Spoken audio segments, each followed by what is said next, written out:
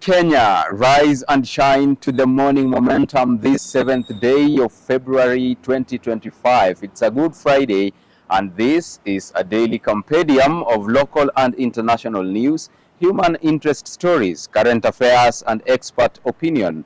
The one taking you through the morning momentum is Alfonsoh, Ouma, the host with the most. Use the hashtag the morning momentum at Younib Media TV at Alfonsoh Albakwekwe. Let's take a look at the top stories making the headlines on the papers this morning. We start with the Daily Nation.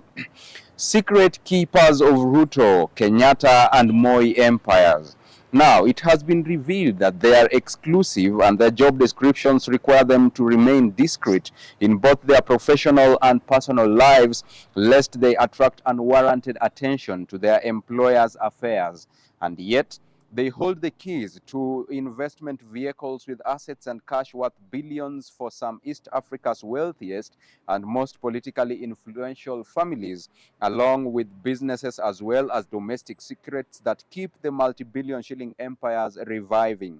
Meet the trusted confidants of Kenya's foremost political families on page 10. Now, not many, even in their fields of expertise, can pick them out from a crowd. That story, we'll take a look at it on page 10. On page 2, 3, 4, 5, and 6 of the Daily Nation this morning, there's a special coverage here, and it's all about Aga Khan's funeral now, which is set for tomorrow, a lifetime of service, born in 1936 and passed on in 2025. Now, the funeral ceremony for His Highness Prince Karim Al Husseini Aga Khan IV will take place tomorrow at the Ismaili Center in Lisbon, Portugal.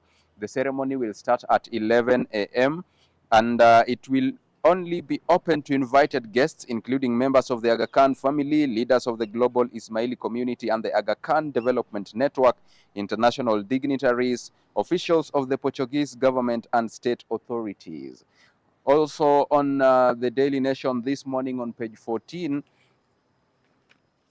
16 billion shillings looted through ghost workers in counties, audit shows. Now, counties spent 15.8 billion shillings non-existent workers in paying non-existent workers in 2023-2024 financial year. Controller of Budget Margaret Nyakango has revealed, speaking in Naivasha at the ongoing midterm retreat for senators.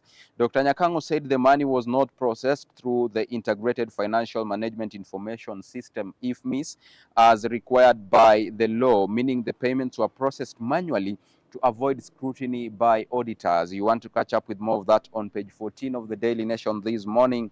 On page 12, U.S. firm to raise 129 billion shillings locally from Expressway, for Mombasa Expressway. That one is also beefed up for you on page 12 of the Daily Nation this morning. And lastly, on the cover page, court outlaws police chief's ban on protests.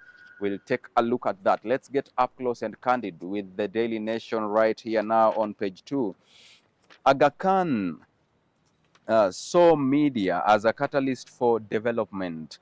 This is eulogizing Aga Khan. He aimed to create platforms that would amplify diverse voices.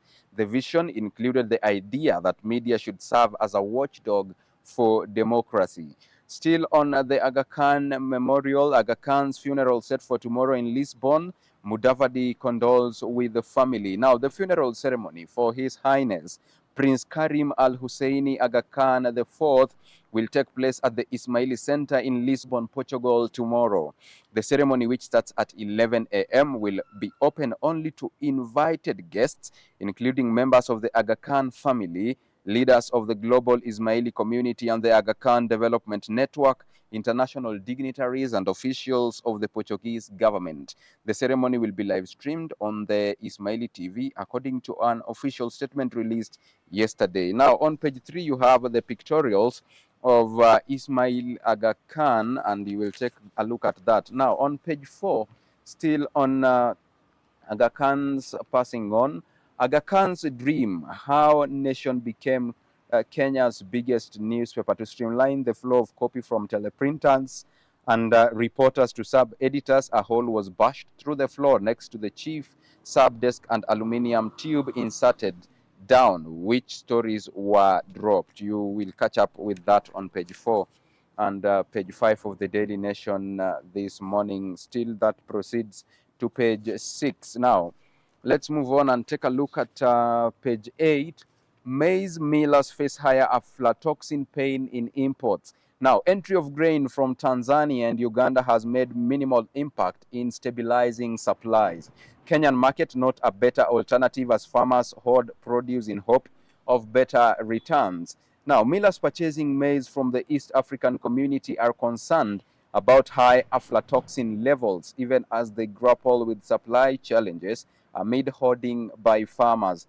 They are especially concerned about importation of maize from Uganda, with levels above the allowable 10 parts per billion, hence considered to be contaminated. You want to catch up with that story on page 8. The numbers: 3,400 is the price of a 90-kilogram bag of maize, up from 2,800 shillings. Now, let's move on and take a look at page 10. The men, women who hold secrets of Ruto, Uhuru, Moi, and Raila empires. Now, in the shadows, they are listed as company secretaries or directors in the firms of politically influential families. Not many people, even in their fields of expertise, can pick out of a crowd these individuals who are key cogs in multi-billion companies. Now, they hail from various professional fields: lawyers, accountants, scientists, and business.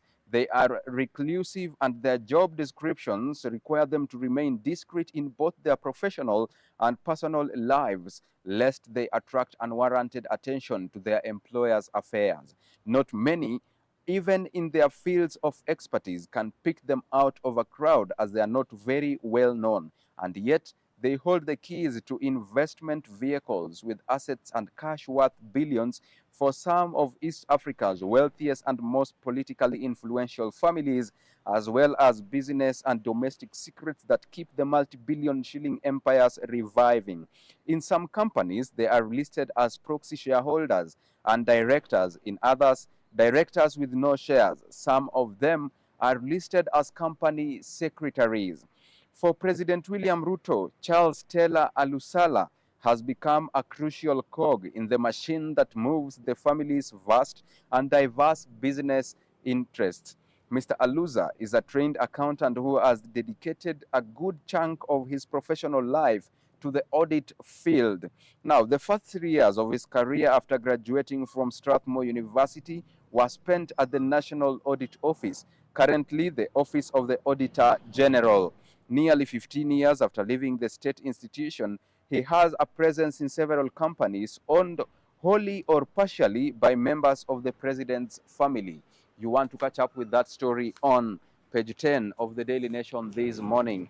On page 12, U.S. firm set to raise 129 billion shillings locally for Mombasa Expressway. Now, transporters are expected to provide up to 75% of revenue from the road. American firm says it expects to break ground for the 465 billion shillings project towards the end of this year. The numbers stand at $100 million, which is the amount Everstrong Capital is providing for the purchase of land along the route of the planned expressway. That story is beefed up for you on page 12. Let's stay there a little bit. Why state-backed online jobs project for youth isn't paying off. Now, lack of standardized operations, low investment in rural polytechnics, and inefficiencies in obtaining government documentation required for employment are among the challenges facing youth enrolled in the state-funded Ajira centers. At a glance, challenges facing the Ajira program. Now, number one, some of the centers do not exist on the ground. Number two, centers in chiefs camps and police stations have low enrollment as youth keep off. Number three, some of the centers did not offer courses that were responsive to the market needs. Number four, Some of the graduates reported cases of favoritism. In some regions, the centers were used as political tools, with management controlled by local MPs or their affiliates. Challenge number 5, significant disparity in access between rural and urban areas, with urban residents benefiting disproportionately. You want to catch up with more of those insights on page 12. Let's move on and take a look at page 14 this morning. Revealed, county officials looted 16 billion shillings through ghost workers. Now, Dr. Nyakango says her office has been starved of cash, hampering its work. Controller of budget tells senators of wanton theft and wastage of public funds in the devolved units. Now, counties spent 15.8 billion paying non-existent workers in the 2023-2024 financial year. Controller of budget Dr. Margaret Nyakango has revealed. Speaking in Naivasha at the ongoing midterm retreat for senators, Dr. Nyakango said the money was not processed through the Integrated Financial Management Information System, IFMIS, as required by the law, meaning the payments were processed manually to avoid scrutiny by auditors. Dr. Nyakango indicated that the money was used to pay ghost workers, raising questions about the levels of corruption and wastage in the devolved units. You want to catch up with that on page 14 if you grab your copy of the Standard this morning. We take a look at the expert opinion now. Vetting of Somalis for IDs discriminatory must end. Now, the Somali vetting is not similar to the vetting of applicants in other border areas. You want to catch up with those insights on page 17. Let's stay there a little bit. There's a silver lining in the U.S. funding cuts. These are sentiments by Lilian Onyango, and I quote her this morning. Kenya's social impact sector can withstand this storm and come out stronger by adopting digital tools and forming new partnerships. End of quotes. Now, on page 17, still how Raila win will help African Union. Now, the Democratic Republic of Congo and Sudan are once again in the grip of deadly conflicts, highlighting the urgent need for competent and decisive leadership at the African Union AU. The resurgence of violence in eastern DRC, where M23 rebels continue to clash with government forces, threatens to destabilize an already fragile region. Meanwhile, Sudan's civil war between the Sudanese armed forces and the Rapid Support Forces has plunged the country into a humanitarian catastrophe with thousands killed and millions displaced. You want to catch up with those insights on page 17 of the Daily Nation this morning. Let's move on and take a look at more expert opinion. DRC crisis and possible outcomes. These are sentiments by Mutuma Matthew. Now, a more likely scenario is a national dialogue to create a loosely federated Congolese state. You want to catch up with that opinion also on page 18. Now, on page 19, funding cuts reveal catastrophic healthcare governance failure. Now, Kenya's healthcare system is plagued by inefficiencies, corruption, weak procurement processes. Sentiments by Stella Bosire right there. Now, let's take a look at the letters this morning. The Cutting Edge by the Watchman. The Social Health Insurance Fund woos. Now, the Social Health Insurance Fund, which was meant to enable universal healthcare, has been plagued by numerous faults and breakdowns, causing chaos in the public hospitals, says Daniel Kariuki. Let me quote him.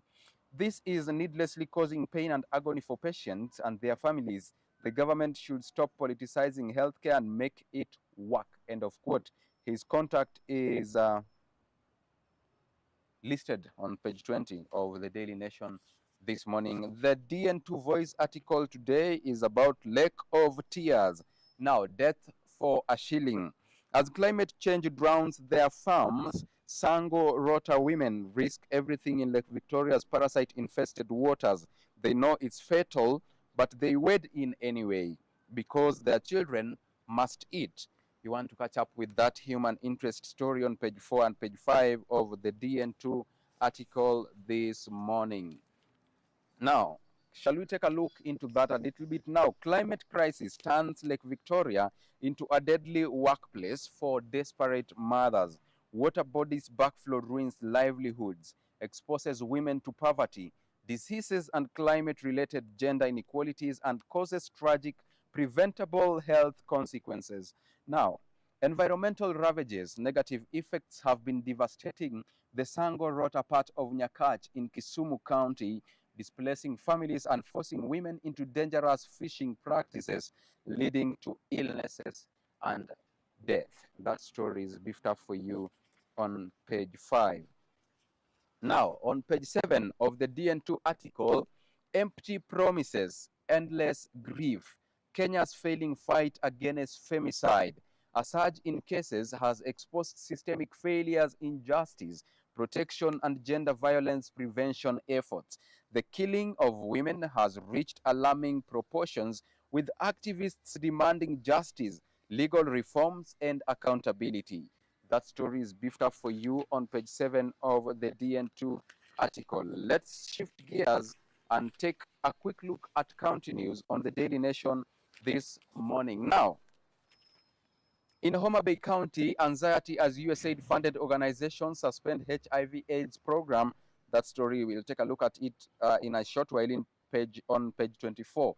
Now, in Nakuru County, governors want Senate to overturn a directive on bursary. This is all about counties, quote-unquote, list of shame in the works. Senators have warned. Now, county governments with a notoriety for mismanaging public funds could soon be listed and exposed if the Senate makes good its threat to instill fiscal discipline.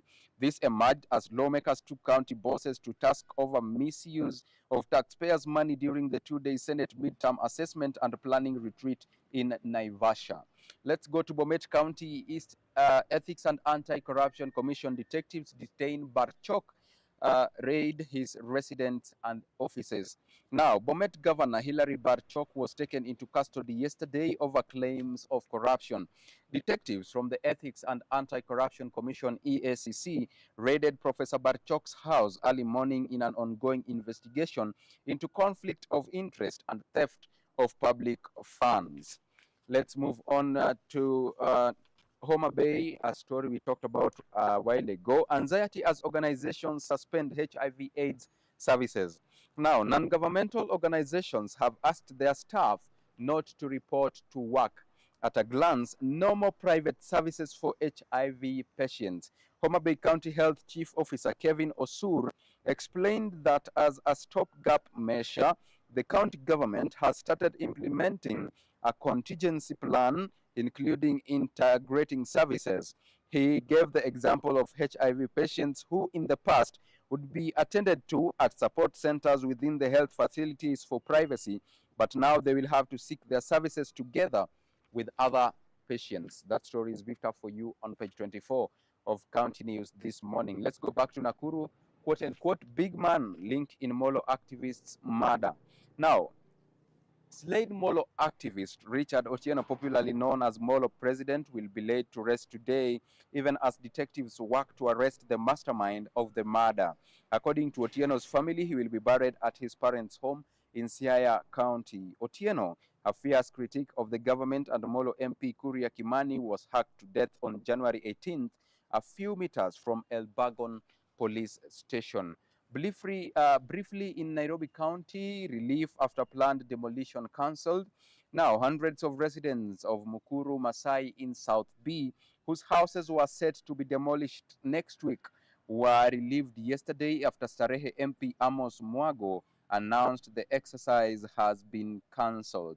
Mr. Mwago said the decision was reached after consultations with senior government officials and the Nairobi River Basin Restoration Program officials. That story is beefed up for you on page 24. Let's shift gears and take a look at the international news. Now, humanitarian crisis. Uncertainty in Goma as peace summit called. Rwanda and DR Congo accuse each other of supporting rebels. Congo authorities insist M23 rebels should not be part of Nairobi process. The city of Goma in the Eastern Democratic Republic of Congo awakes cautiously as life tentatively resumes under the shadow of war and a deepening humanitarian crisis. Shops have reopened and streets stir with activity despite looming uncertainty. In Dodoma, CCM marks day with Dove release. Now, Chama cha Mapinduzi, Tanzania's ruling party, marked its 48th anniversary in capital Dodoma on Wednesday, releasing 500 doves to symbolize its commitment to peace and stability the country has enjoyed. In Kampala, Uganda, World Health Organization welcomes Ebola vaccine trial. Now, the Ebola vaccine trial in Uganda is an achievement in the fight against the disease, the World Health Organization says. In a statement on its website, World Health Organization said the trial, which began with contacts of the index Ebola case, aims to assess the clinical efficacy of a candidate vaccine against the Sudan strain of the virus. Let's take a look at business news now. Banks post 262 billion shillings pre-tax profit on high loan charges. Now, commercial banks set a new record pre-tax profit of 262.3 billion shillings in 2024, buoyed by high lending rates and income from government securities. New disclosures from Central Bank of Kenya shows. In horticulture, flower farms miss export target ahead of Valentine's. Withdrawal of some airlines from JKIA worsens the matters, and producers have failed to deliver orders by up to 20% on higher freight fee woes. Now, as we conclude, let's take a look at sports news on the Daily Nation this morning. We start with the National Cross Country Championships. Jep Kosgei Ndiwa lead hunt for women's title. Now, tomorrow's race in Eldoret will feature 5 categories with top 10 finishers earning cash prizes. Agnes Jebet will not defend her crown. That story is beefed up for you on page 37. Let's move on and take a look at page 38 on Matters Football. Curious case of foreign coaches at Gor and Leopards. We are obsessed with quality, whether local or foreign, Gor Mahia's boss Rachier says. Kogalo have contracted 15 and rivals Ingwe 13 since 2012 with contrasting outcomes. You want to catch up with that on page 38. On page 39 this morning, revised schedule targets April completion date for Kasarani. Officials inspect progress of renovation work at MISC Kasarani Stadium. Sports PS Tum says January appointment of the 2024 CHAN has allowed the work to continue.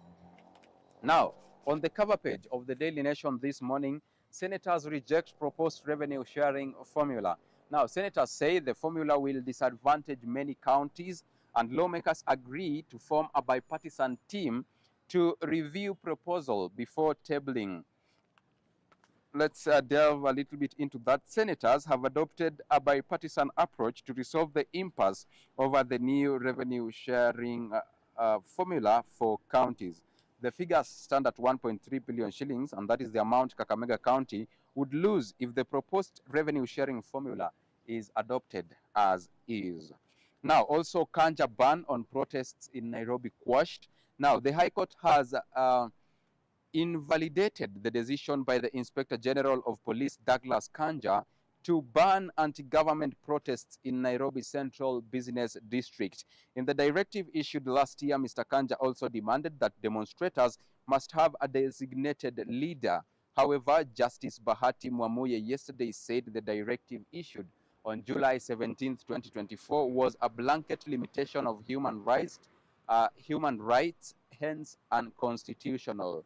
So with that story of Douglas Kanja's case being dismissed by the courts, we come to an end of the Morning Momentum this Friday, 7th day of February 2025. Thank you so much for keeping us company and for watching Younib TV, the best youth television network in East and Central Africa. By extension, our heartfelt gratitude goes to all those who made this broadcast a success. Behind the lens, John Kariuki, and the chief controller this morning has been Peninah Wachera. See you on Monday, same time, same place. Until then, do have a beautiful weekend. Take care of yourselves. I have been your host, Alfonsoh. Ouma.